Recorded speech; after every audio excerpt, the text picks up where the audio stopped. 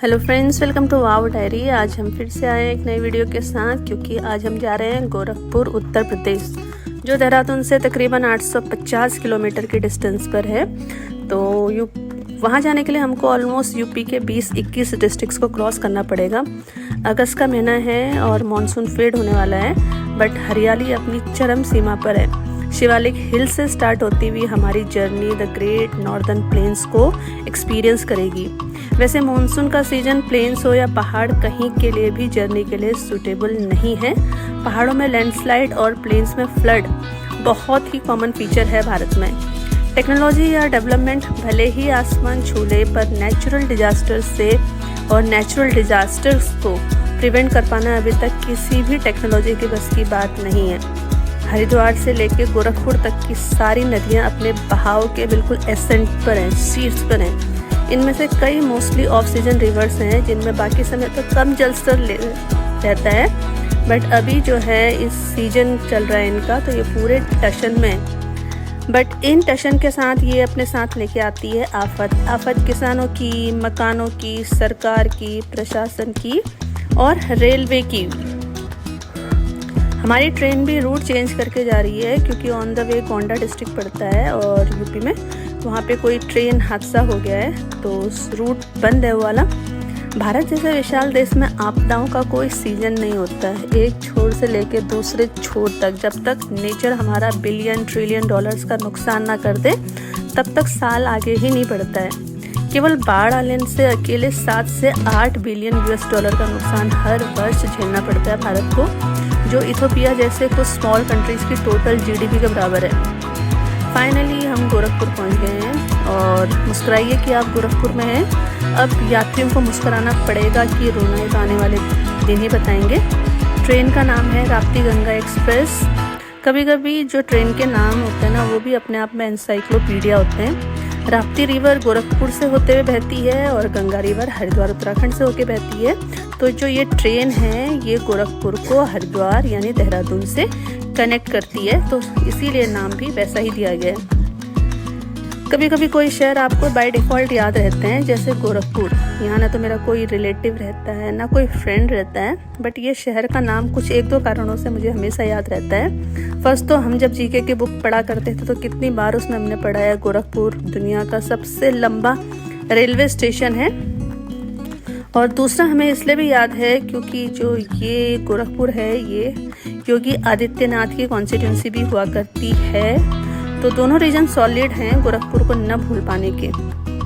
और हाँ, Gorakhpur railway station यानी जंक्शन भी है शायद, जो इसको याद रखने का एक रीजन हो सकता है। ये नॉर्थ ईस्ट रेलवे का हेडक्वार्टर है। यहाँ पर ऑलमोस्ट टोटल 10 मुझे जो है रेलवे प्लेटफॉर्म्स दिख रहे हैं। और 2023 तक तो गोरखपुर वर्ल्ड का सबसे लॉन्गेस्ट रेलवे प्लेटफॉर्म हुआ करता था, 1.3 किलोमीटर लेंथ के साथ। बट जो है अब वेस्ट बंगाल का हुबली प्लेटफॉर्म 1.5 किलोमीटर के साथ वर्ल्ड का लॉन्गेस्ट प्लेटफॉर्म है। आप देख ही सकते हैं, भारत का ये वन ऑफ द बिजिएस्ट और क्राउडेस्ट प्लेटफॉर्म भी दिख रहा है। हिस्टोरिकली यहाँ पर 1903 में मैकेनिकल वर्कशॉप कंस्ट्रक्ट किया गया था, जो पूरे इंडिया के लिए स्टीम इंजन को मैन्युफैक्चर किया करता था। ये रेलवे स्टेशन का कंस्ट्रक्शन तो यहाँ बाद में 1958 में आज़ादी के बाद हुआ। और मोस्ट इम्पॉर्टेंट, गोरखपुर स्टेशन एक जंक्शन है, जो यहाँ की 8 लाख पॉपुलेशन तो इनकी खुद की है गोरखपुर की। उसके अलावा ये वेस्टर्न बिहार और नॉर्थ यूपी के डिस्ट्रिक्ट के ट्रांसपोर्ट नीड्स को भी कैटर करता है। इसके अलावा इंडियन आर्मी में काम करने वाले और इंडिया में काम करने वाले नेपाली सिटीजन के लिए भी ये ट्रांसपोर्ट का एक माध्यम है, क्योंकि नेपाल का जो बॉर्डर है वो यहाँ से केवल 2 घंटे के डिस्टेंस पर है। गोरखपुर जाओ और गीता प्रेस न जाओ तो आपकी जर्नी इनकम्प्लीट है। गीता प्रेस हिंदू टेक्स्ट जैसे रामायण, गीता, दुर्गा सप्तशती का लार्जेस्ट पब्लिशर है वर्ल्ड में। 1923 में सनातन धर्म के प्रचार और प्रसार के लिए इसका फाउंडेशन श्री जयदयाल गोयनका ने और घनश्याम दास ने किया था। गीता प्रेस ने अब तक 92 करोड़ बुक्स 15 लैंग्वेजेस में पब्लिश करके सेल कर चुकी है। इनकी बुक्स काफ़ी अफोर्डेबल होती हैं और एज लो एज ₹2 तक में भी अवेलेबल हैं। इसके अलावा पॉकेट बुक्स को भी इन्होंने बहुत पॉपुलर किया, जो सारे रिलीजियस टेक्स्ट हैं। गीता प्रेस के आर्काइव को देखने का मौका तो नहीं मिला, बट वहाँ पर सुना है बहुत ढेर सारे मैन्युस्क्रिप्ट प्रिजर्व हैं। और इंटरनेट के इस एरा में हिंदू धर्म के टेक्स्ट को प्रिजर्व करने का जो बीड़ा गीता प्रेस ने उठाया है वो वाकई जो है काबिले तारीफ है। सस्ती बट एक्यूरेट और बेस्ट क्वालिटी टेक्स्ट की मिसाल वर्षों से बनाई हुई है गीता प्रेस ने। इसके अलावा गीता प्रेस का कपड़ों का भी शोरूम है। यहाँ प्राइस फिक्स है, सो बार्गेनिंग करने का झंझट नहीं है। बहुत ही अच्छी क्वालिटी की और वैरायटी और हर रेंज की साड़ी अवेलेबल थी। मैंने 2 साड़ियाँ और एक गमछा खरीदा। गमछा यूपी वालों की शान है। ये लाइट वेट टॉवल मल्टीपर्पज़ होता है। ये रवि किशन का बैनर देखकर पता चला कि वो यहाँ के एमपी है। उनकी हाल में एक मूवी लापता लेडीज़ देखी थी, बहुत अच्छी एक्टिंग की है उन्होंने।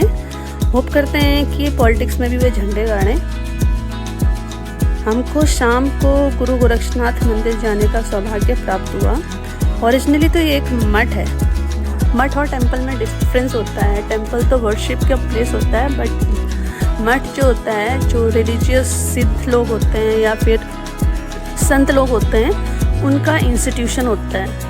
तो मठ एक ऐसी संस्था होती है जहाँ रिलीजियस इंस्ट्रक्शंस का आदान प्रदान होता है, जिसको कोई रिलीजन या स्पिरिचुअल जो लीडर होता है वो उसको हैंडल करता है या फिर लीड करता है। इस मठ की स्थापना गुरु मत्स्येंद्र नाथ द्वारा 11वीं सेंचुरी में की गई और इसलिए ये मठ नाथ ट्रेडिशन का है। गुरु मत्स्येंद्र नाथ के फेमस शिष्यों में से एक थे गुरु गोरक्षनाथ, जो मध्यकाल भारत के बहुत ही बड़े सिद्ध योगी थे। उनके ही ऑनर में इस विशाल मठ की स्थापना की गई है। उन्होंने इसी स्थान पर साधना की थी। इनफैक्ट गोरखपुर शहर का नाम भी इसी मठ से डिराइव्ड है। गुरु गोरक्षनाथ को महायोगी भी कहा जाता है, जिन्हें चमत्कारिक शक्तियाँ भी प्राप्त थी। उनके फॉलोअर्स को गोरखपंथी कहा जाता है, जो कानों में लार्ज इयरिंग्स कुंडल पहनते हैं। उन्होंने कई पुस्तकें लिखी हैं नाथ संप्रदाय के, जिसमें सिद्धांत, वैल्यूज़ और आस्थाओं के बारे में बताया गया है। ये मठ पूरे भारत के सिद्धीज़ का एक प्रमुख केंद्र भी है। मकर संक्रांति के दिन सुना है यहाँ बहुत बड़ा मेला लगता है और मंदिर में खिचड़ी ऑफर की जाती है। इस मठ के प्रेजेंट महंत जो हैं वो यूपी के चीफ मिनिस्टर श्री योगी आदित्यनाथ हैं, जो पॉलिटिक्स में आने से पहले से यहाँ के एक डिसाइपल थे। इस मठ के बारे में अगर ज़्यादा इन्फॉर्मेशन चाहिए होगी तो उनकी एक सुना है ऑटोबायोग्राफी है, the monk who became chief minister, उसको पढ़ के भी मिल सकती है। आज भीतर आते समय बाहर की हलचल और साफ़ सफाई को देखकर भी लग ही रहा था कि कोई वीआईपी आने वाला है। वो तो अंदर आके पता चला कि आज सीएम योगी आने वाले हैं, तो हम भी पूजा के लिए खड़े हो गए। पुलिस ने कैमरा ऑन करने नहीं दिया है। योगी जी को देखने की बड़ी लालसा थी, तो आज वो पूरी हो गई। उन्होंने संध्या आरती की। भक्त और भगवान की अद्भुत जोड़ी के तेज से हम भी कृतार्थ हुए।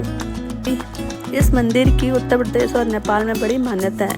नेपाल का जो किंग है वो भी यहाँ पर ओकेजनली आते हैं और अपने भेंट चढ़ावा ऑफर करते हैं। ये मठ ऑलमोस्ट 52 एकड़ में स्प्रेड है। इस मठ के आर्किटेक्चर से हमको पता चलना चाहिए कि इस मठ को मेडिवल पीरियड में कितनी बार तोड़ने की कोशिश की गई होगी। अलाउद्दीन खिलजी से लेकर औरंगजेब तक ने कई बार इस मठ को डिस्ट्रॉय किया है। और गुरु गोरक्षनाथ का एक मठ नेपाल में भी है, जो वहाँ के डिस्ट्रिक्ट गोरखा में है।